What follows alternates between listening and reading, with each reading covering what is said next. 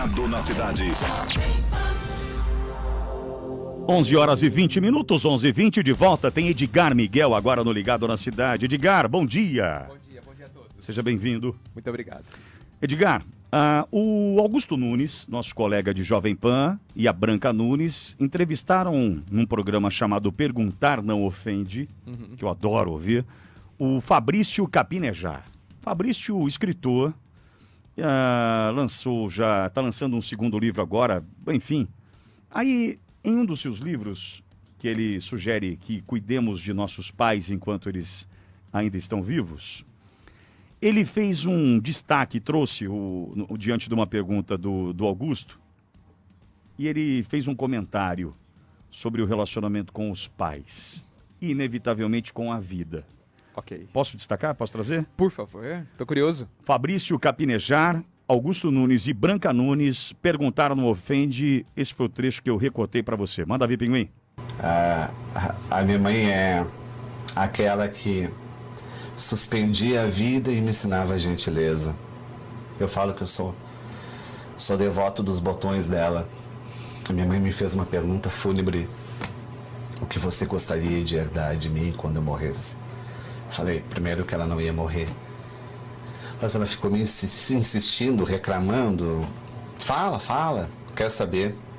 E eu falei que o que eu queria dela é a caixinha de botões. Ela tem uma caixinha de botões mágica, um circo de botões. E sempre que eu perdi um botão, podia ser na Conchichina, ela tinha um botão igual. Podia ser um botão amarelo com 5 furos, ela tinha um botão igual. Eu não entendia como que ela sempre tinha um botão igual, sempre tinha um botão reserva. E eu tentava entregar a camisa para ela costurar, e ela dizia: não, pode ficar aí. E costurava no meu corpo, colocava o banquinho de madeira na frente. E eu querendo sair para brincar, e ela vai se machucar, e eu ficava ali. E aquele momento em que ela costurava é onde aprendi a abraçar na vida, a parar meu tempo pela família. E é impressionante que esses dias a minha mãe, eu estava jantando com ela e caiu um botão da manga da camisa dela, rodopiou. E eu olhei para ela: fica quieta. E peguei linha e agulha e fiz que nem ela fazia. Eu disse: teus olhos são melhores que os meus. Pode colocar a linha na cabeça da agulha. Na infância eu sabia que ela mentia, ela tinha olhos bons. E ela colocou. Ela te ensinou a fazer isso. E eu costurei. E eu devolvi um botão de dezenas de botões que eu recebi na minha infância. Fabrício, e você que teve uma mãe, quem tem uma mãe assim, que te protegeu no melhor sentido, né? Melhor sentido, te socorria quando precisava. Você aprendeu a tratar seus pais como filhos, como você recomenda num título, né? De um dos seus livros? Eu fui aprendendo. Sofri para aprender. Porque a gente precisa mudar a dinâmica dos nossos atos para ser pai dos pais. O meu grande choque foi com o prontuário médico. Fui levar meu pai para o hospital e ele estava com pressão alta e fui escalado para preencher o prontuário dele. E tinha perguntas: qual o biotipo sanguíneo, se tinha rejeição ao medicamento, alergia, e eu não sabia nada. Não sabia nada do meu pai. Nada. A prova ficou em branco do prontuário. Isso para mim foi um choque. Como eu não conheço quem é íntimo de mim? É pesado, né? É uma pancada dolorida, né? A história dos botões é sensacional. Não, olha a sabedoria da mãe, né? De segurar a criança inquieta que estava querendo brincar e ela tinha outra coisa em jogo ali. Não era castigo. Não, né? Não, mas alguém... moleque, né? Sim. Longe de ser um castigo, mas que virou um ensinamento de uma pureza, de um preciosismo. Sim. Tem muitas camadas de sabedoria. Veja que ela não esperava que o filho compreendesse o que ela estava fazendo ali. ela deu-lhe tempo para que ele descobrisse o que estava acontecendo. E não ficou com medo de que ele jamais descobrisse. Confiou. Né? E, olha, sem comentários. Sem comentários. Não, né? mas nós vamos ter que comentar, né? Estamos aqui para isso. Mas a hora que eu estava ouvindo ontem, esse programa foi ao ar ontem cedo, eu estava indo para a TV, mas inevitavelmente chorei. Não, mas sem dúvida. Já abri o porta-luva, peguei o papel higiênico, já limpei a lágrima e tal, porque eu falei assim, caramba, meu. Sim. O cara me fez pensar nos botões. Nos botões. E da forma como a mãe fez ele entender o tempo. Sim. E o tempo para a família. Exato. E o abraço da vida. Exato. Não, e o cuidado, né? Pediu para ele colocar o fio na agulha, sendo que ela sabia e podia, né? Olha a lição delicada ali, né? Envolvendo, né? E hoje a gente reclama que não consegue dominar os filhos. Será que a gente está descendo até o nível de atenção e de entendimento que ele é capaz de ter? Ou nós queremos que ele se adapte a nós? O de cima pode descer ao de baixo, mas o de baixo não pode subir ao de cima. Não é possível. É uma construção. É uma construção. Então nós que somos pais, e muitas vezes nem somos pais biológicos, mas somos pais de muita gente, ou mães, ajudantes, vamos colocar assim, eu gosto, auxiliares de todo mundo, se a gente não se preocupar realmente com o público-alvo, né, com quem nós queremos fazer algo, nós não iremos conseguir, nós não estamos de fato preocupados com ele. Né? Então, não estamos. De fato, não. Nós estamos querendo fazer alguma coisa, mas sem ir até lá. E a gente também não tem percebido algumas coisas, né? Tem passado batido, né? Muito. Em especial, quando você pode elogiar, quando você pode contribuir para algo que o seu filho já tem de bom. Sim. Né? Eu vivi isso em casa esse final de semana. Meu filho é muito proativo, ele quer ajudar. Okay, ele quer ajudar. Ele quer ajudar a lavar a louça, ele quer ajudar a descarregar o carro, ele quer ajudar a varrer, ele quer ajudar a limpar, tudo. Ele quer ajudar. 7 anos, vai fazer agora. Ele quer ajudar. Aí, tirando as sacolas do supermercado do porta-malas, eu disse a ele, você sabia que isso que você tem vai ajudar com que você seja um grande homem nessa terra? Ele olhou. Por quê, pai? Porque quem se dispõe a ajudar ao próximo tem um lugar especial nessa vida. Tem. Edgar, ele já tem essa vocação. Mas desde que eu falei aquilo, tem um momento, né, um prazo de validade, aquele comentário. Sim. Ele não adianta ser feito uma vez na vida. Não. Mas tem um prazo de validade que ele, a partir daquele momento, ele quer ajudar em tudo. Até no que não precisava. Porque ele estava estimulado a continuar a ajudar. Sim. Sábado à noite, e sempre conto as coisas da minha casa aqui, porque para entender que eu sou gente, né? É claro que é. Minha filha decide fazer um presente para minha esposa, mãe dela, Dia das Mães. Sim. Né? E na carona falou, eu vou fazer um para avó e um para tia. Mas pai, vai demorar. Artesanal. Um negócio, recorte, cola, tal. Pai, só que vai demorar e eu não queria ficar sozinha. Ok. Pode fazer o tempo que for preciso. E fiquei com ela até ela acabar. Entendeu? Ela terminou às 5 para meia-noite. Não é horário dela dormir. Isso foi a sábado, né? Tinha um domingo pela frente. Ela terminou 5 para meia-noite. E eu falei assim, qual é a sensação de ter terminado? É bom. É maravilhoso. É. Imagina você dormir pensando que você ainda ia ter que terminar. Não ia ser ruim? Agora, dormir com a sensação de que está pronto, né? A coisa mais gostosa Sim. Então termine as suas atividades. Aquelas possíveis, execute-as. Sim. Não protele, não empurre com a barriga e tal. Exacerbar isso. Né? E eu acho que aos poucos nós vamos e nós precisamos descobrir de que se a gente não colocar algo de nós no que a gente fizer, nós não fizemos nada. Então, assim, hoje que está tudo tão à mão, né, Ptoli? Você vai ali e compra um presente, valioso muitas vezes em termos de valor, de preço, né? Mas tem você ali. Veja, eu não sou contra a gente comprar algo pronto para alguém. Absolutamente, pode ter muito ali, né? Mas, sobretudo, não só no presente, tudo na nossa vida deveria ser um presente. Um presente às pessoas, um presente à vida, um presente ao coletivo, um presente a quem está próximo, não importa, a família, não importa, a si mesmo, não importa, mas o quanto de você está ali. Porque se não estiver, eu repito, não tem nada. Você não entregou nada. Né? Deixe-me aproveitar. Você usou do recurso e comprou e acabou. Sim. Deixa eu aproveitar, existe a velha parábola do óbolo da viúva, né? Enquanto todos, fazendo um rápido resumo, enquanto todos entregavam milhões, né, ouros e etc., ela entregou, talvez fazendo uma proporção, 1 centavo, né? E passava fome e tudo mais.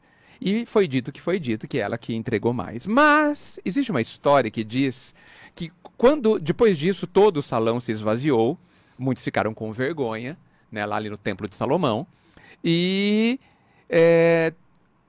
esse grupo, Jesus e os discípulos, foram os últimos a se retirarem. Na porta, Jesus virou para trás e falou: porém, quem entregou mais do que a viúva foi aquela senhora que lava o chão com amor, porque ela está dando de si. Então veja, olha os níveis de entrega. A viúva deu muito, mas de fato ela deu algo que não era dela. Isso aí, eu já até comentei no rádio, Edgar, tem uma... Até já o Pinguim vai se lembrar, já comentei aqui.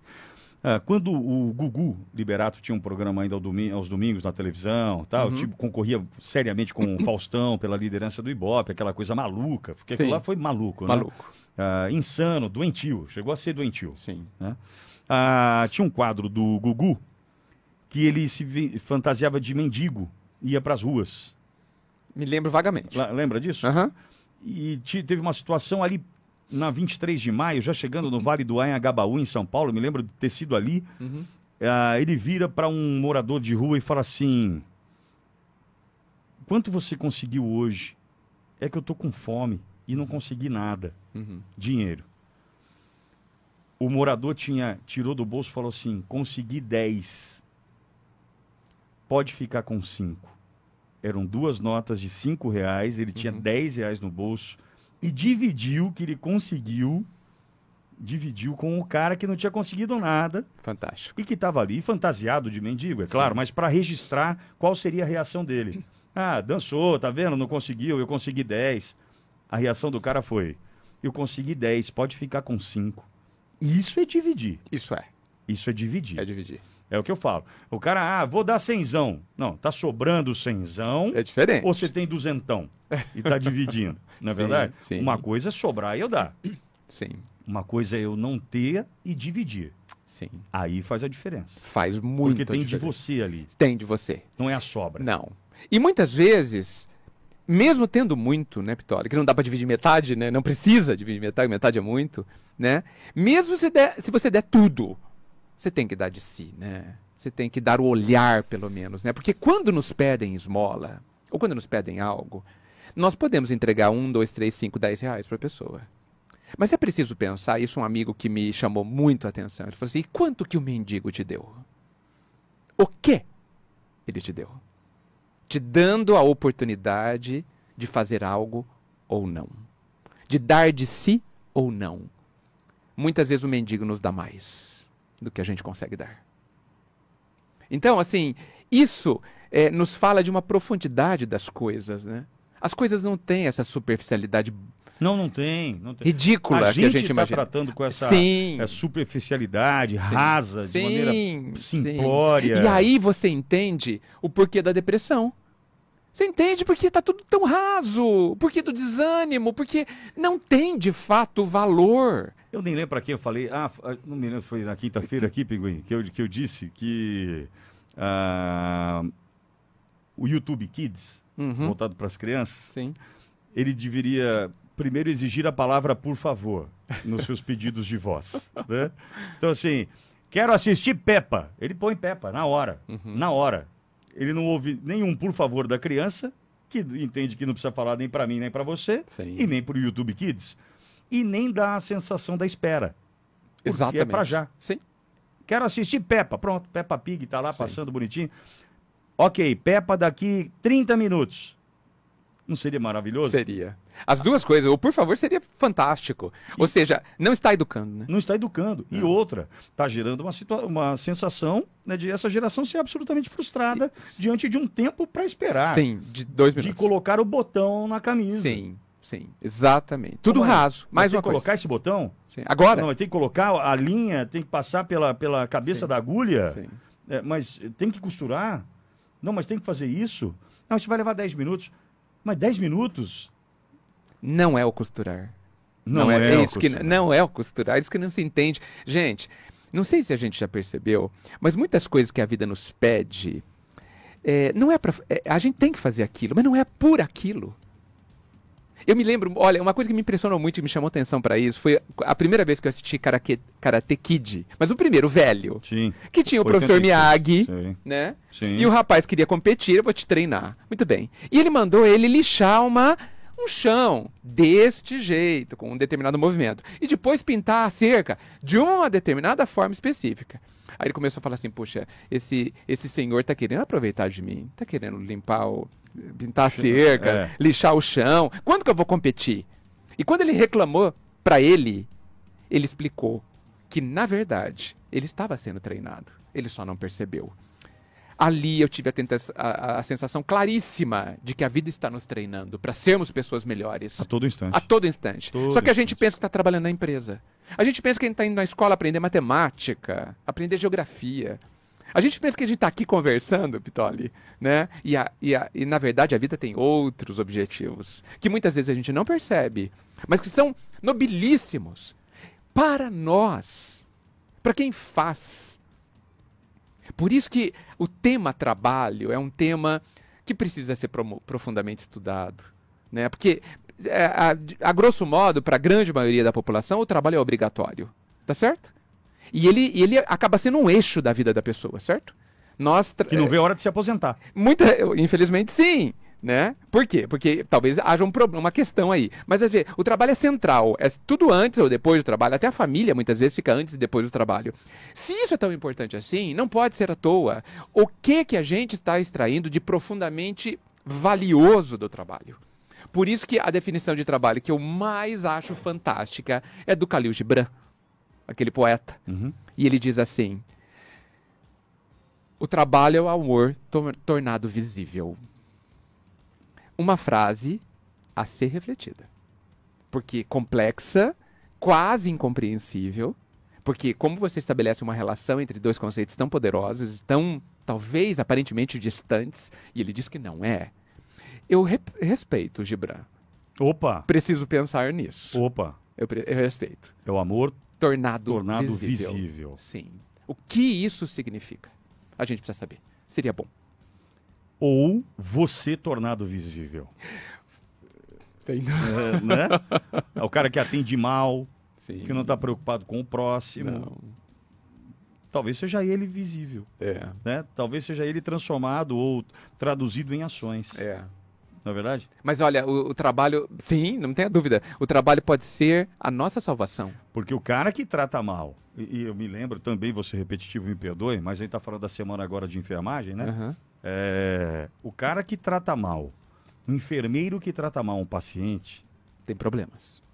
Ele precisa estar ali? Ele tem problemas. Aí me lembro da presidente do Corém, naquele evento que apresentei, que a primeira pergunta que ela fez antes de dar boa tarde foi: você gostaria de ser atendido por você? Fantástico. Caramba! Sim, sem dúvida. Né? Bom. Essa pergunta me fez lembrar uma homilia do Padre Beto. Uma vez eu estava na missa, acompanhando a minha esposa, e ele começava, ou começa, não sei, com uma reflexão, né, um exame de consciência que ele falava. E ele disse assim: você é uma boa notícia? Ixi. Bem, posso dizer que eu não ouvi o resto da missa. Foi desnecessário. A missa foi tudo isso. 1 hora. Eu sou uma boa notícia? Eu posso ser atendido por mim mesmo? Como são relacionadas essas duas perguntas? Sim. Né? Eu sou uma boa notícia? Quando eu chego, isso é bom para quem está lá? 11h40, faltando 20 para o meio-dia. Na volta tem mais Edgar Miguel aqui no Ligado na Cidade. Ligado na Cidade.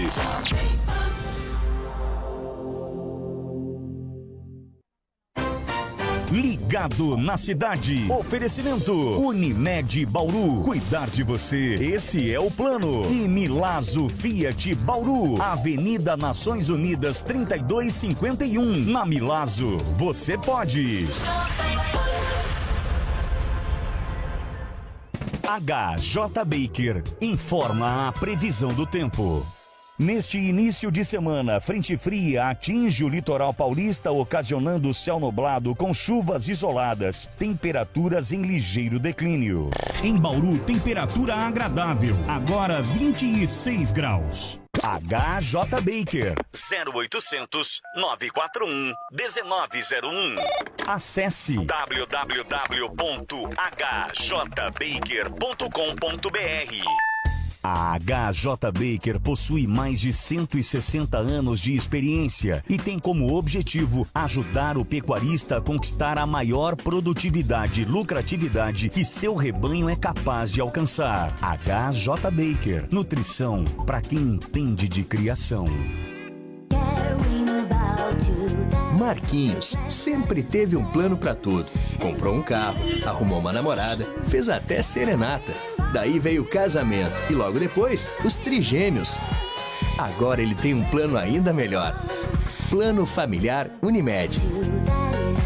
Unimed Bauru. Cuidar de você. Esse é o plano. Telefone 3235-3322. Jovem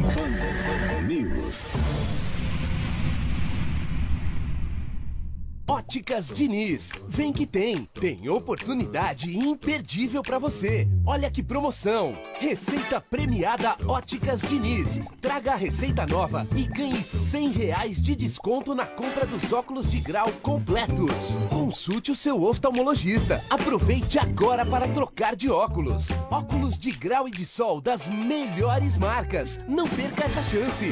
Vem pra cá, Óticas Diniz, pra te ver bem. Ei, você! Sabia que a Odonto São Lucas, também conhecida como Odontomix, tem condições diferenciadas para atender sua empresa? É isso mesmo! São diversas opções de planos empresariais que cabem no orçamento da sua empresa. Venha fazer parte da família Odontomix. Compareça em uma de nossas unidades ou ligue 0800 031 0304.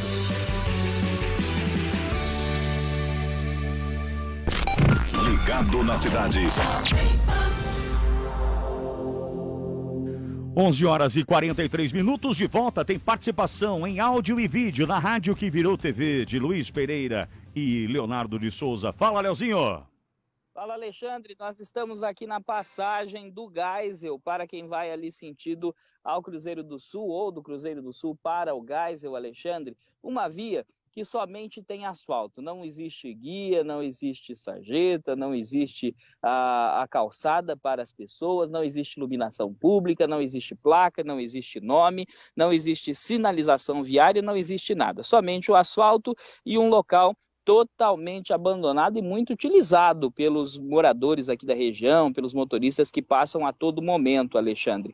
E a questão é a falta de segurança, o lixo que é jogado aqui às margens desta rua, que nós não sabemos o nome, né, nesta passagem, muito lixo jogado, e a cada chuva vem piorando a situação. Isso porque, Alexandre, muitos buracos estão se formando na via, inclusive alguns causando até acidente de motociclistas que utilizam muito desta via. Como o Luiz nos mostra agora nas imagens ao vivo na programação da Jovem Pan, é possível perceber bastante lixo às margens desta passagem, né, e também muitos buracos mais à frente que ele também vai nos mostrar, e esses buracos causando problema para o condutor que segue por esta via desconhecida, Alexandre. Se fosse uma casa, a gente poderia cantar era uma casa muito engraçada, não tinha teto, não tinha nada, né?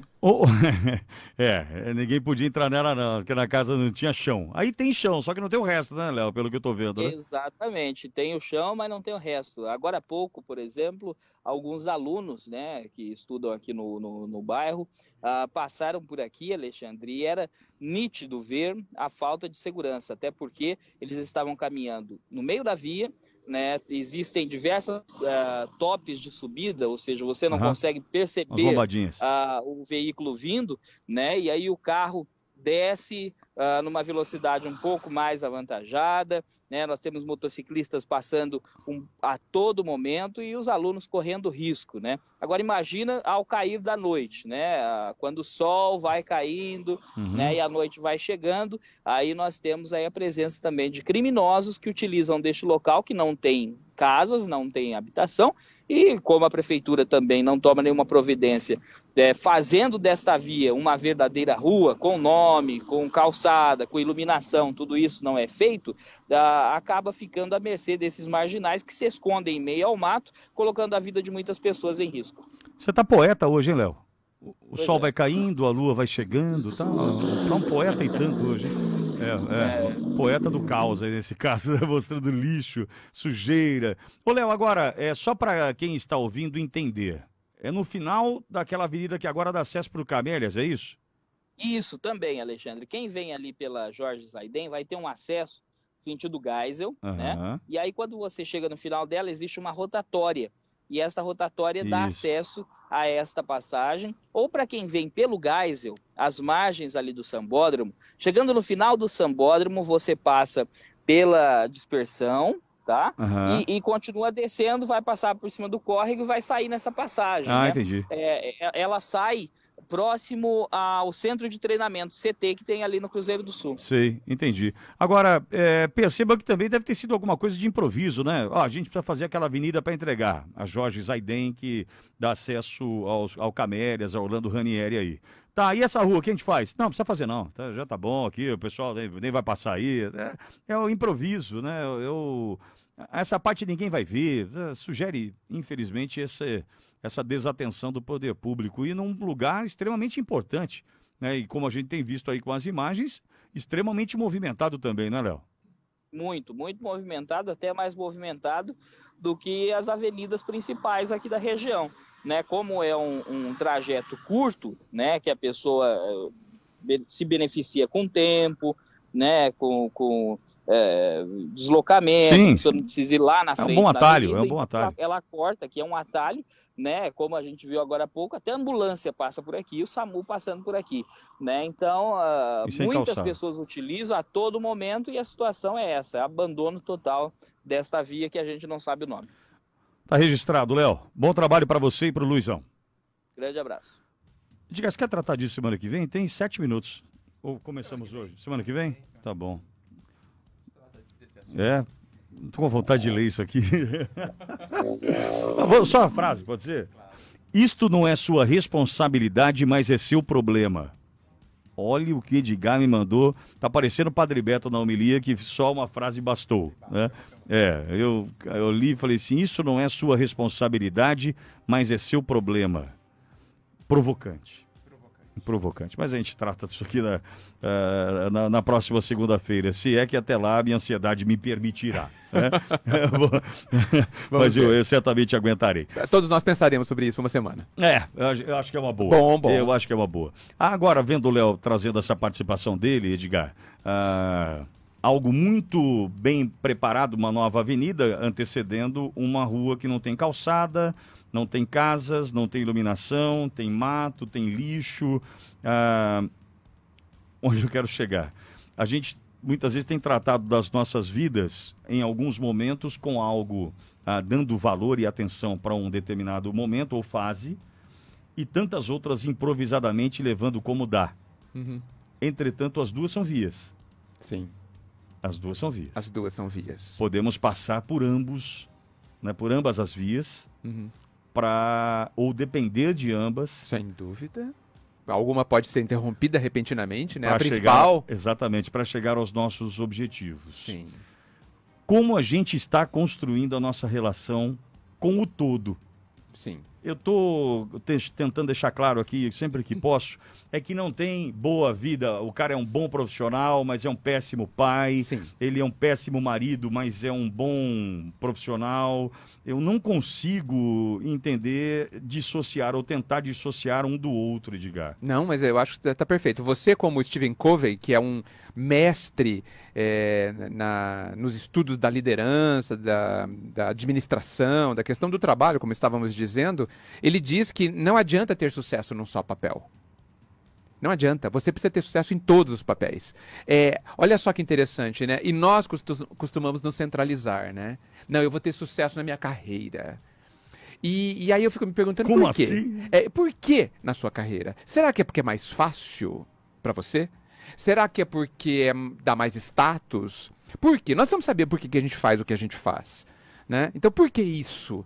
Porque muitas vezes aquela via mais emburacada é a mais necessária. É a mais necessária. Porque ela pode ser vital. Ela é mais desprezada porque eu não gosto muito. E daí que você não gosta muito? Se ela é importante. Então, eu não sei se a gente... A gente adora ficar cuidando de gosto ou não gosto e esquece de cuidar de importante e não importante, né? Posso fazer uma analogia à cardiologia? Vamos lá. E me perdoem os cardiologistas, sei que alguns me ouvem. Se você vai ser impreciso. Espero que eu contribua, né? Os mais velhos, os corações mais velhos, eles tendem a sofrer menos problemas, infartos, entre outros, porque a idade te dá a possibilidade, fisicamente falando, das arteriazinhas, das veiazinhas, criarem atalhos, outros caminhos, ramificações ou caminhos para o sangue circular, enfim. Você não nasce e morre daquele jeito. Há uma adaptação? Como chama?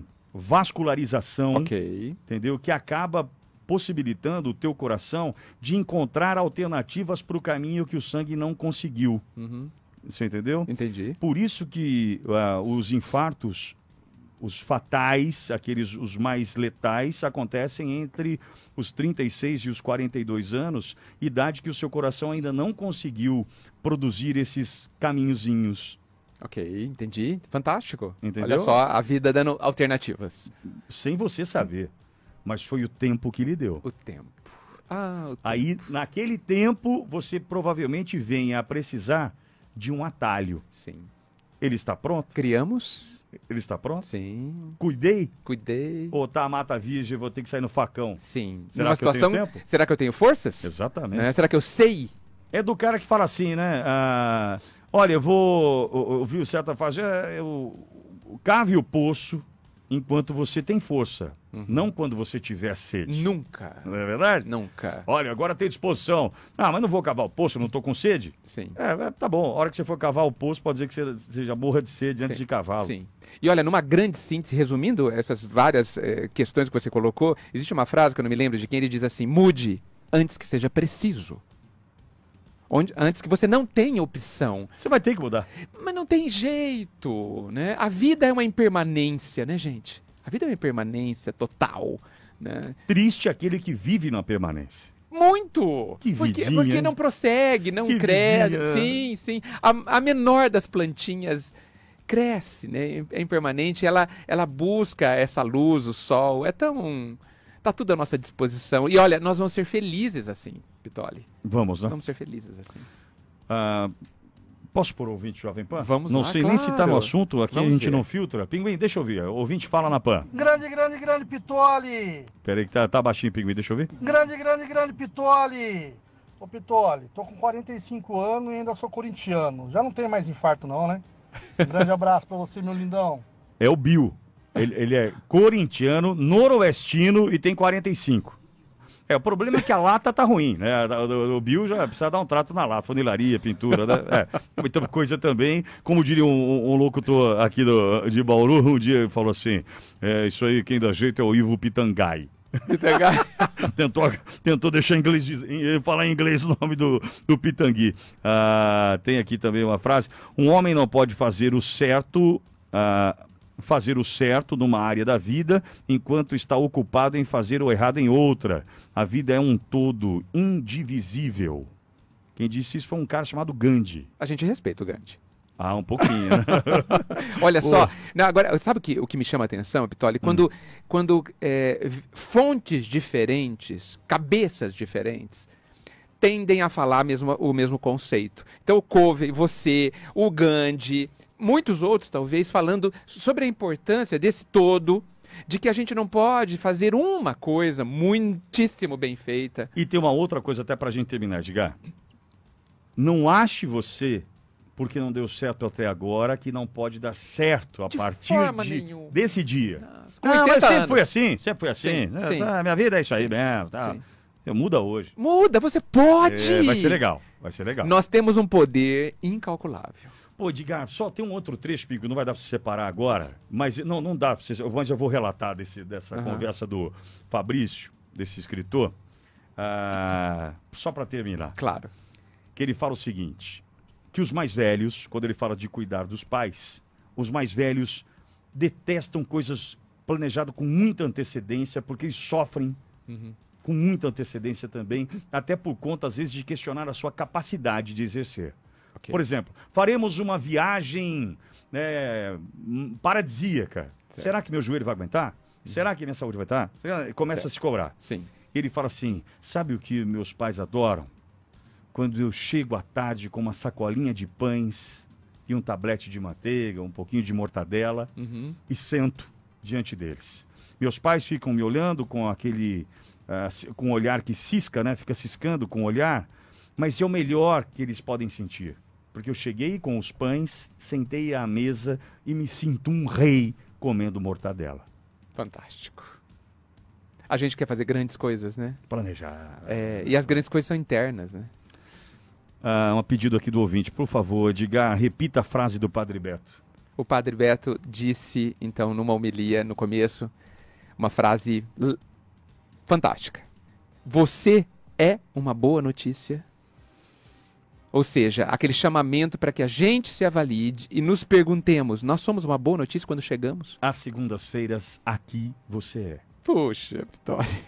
Vambora. Muito obrigado. Boa semana. Obrigado a todos, muita luz. Trabalhei com Alex Franco, Leonardo de Souza, Luiz Pereira e graças a você, nós estamos aqui. Chegando camisa 10, eu volto 3 da tarde. Até lá.